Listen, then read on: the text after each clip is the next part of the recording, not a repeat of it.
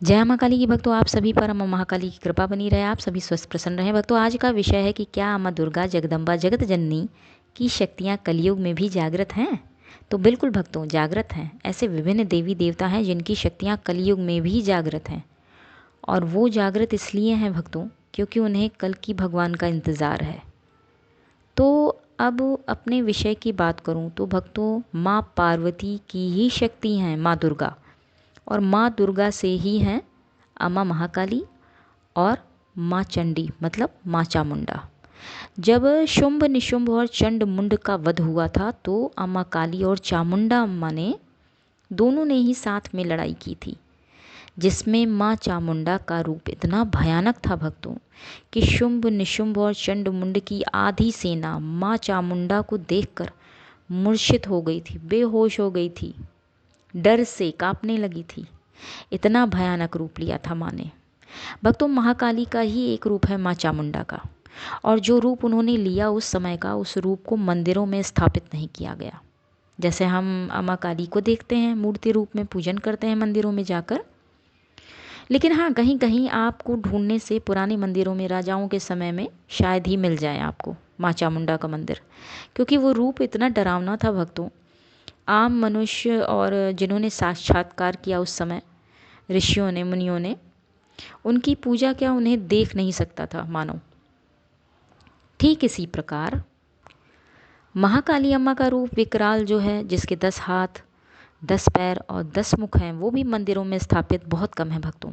लेकिन जब अम्मा महाकाली भोलेनाथ बाबा के द्वारा शांत हुई, उनके प्रयास से शांत हुई, तब जो पूजन रूप में रूप आया सामान्य ऋषियों के लिए, मनुष्यों के लिए, 10 हाथ पैर की जगह शांत रूप में 4 हाथों वाली दयामयी करुणामयी प्यारी अम्मा काली का रूप आया। इसलिए 10 हाथों वाली अम्मा की फ़ोटो लोग घरों में अवॉइड करते हैं लगाना, लेकिन शक्ति सवारी वाले बच्चे जो हैं वो पूजन करते हैं, और ख़ासकर जिसके साथ महाकाली अम्मा स्वयं हो, उनकी ऊर्जा हो, तो उस बच्चे को पूजन करना ही पड़ता है और करना ही चाहिए मेरी तरह। तो भक्तों, रक्त बीज के वध के बाद शायद अम्मा काली ने दोबारा रूप ये लिया अपना, प्रचंड रूप जो था, क्योंकि फिर वो तपस्या के लिए चली गई थी। उनके मन में कुछ पीड़ा थी, दुख थी भोलेनाथ बाबा को लेकर के, जो उस समय का था, जो उनका रूप लेना था और हृदय पे पाँव रखना था भोलेनाथ बाबा का के ऊपर।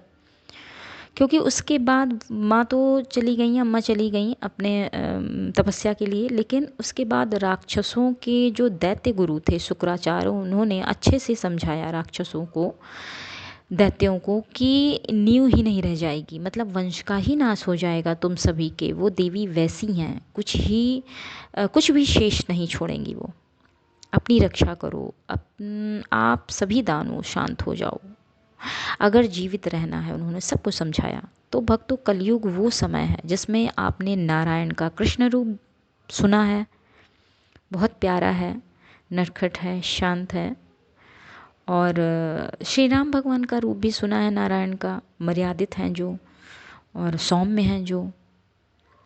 लेकिन कल की रूप भक्तों इन सभी के विपरीत है भक्तों, बिल्कुल अलग, भयावह। जो अपने रूप में आएंगे तो उन्हें खुद का सौम्य रूप जो श्री राम भगवान का था और श्री कृष्ण भगवान का रूप उन्होंने लिया, याद भी नहीं रह जाएगा, क्योंकि समय ऐसा होगा भक्तों।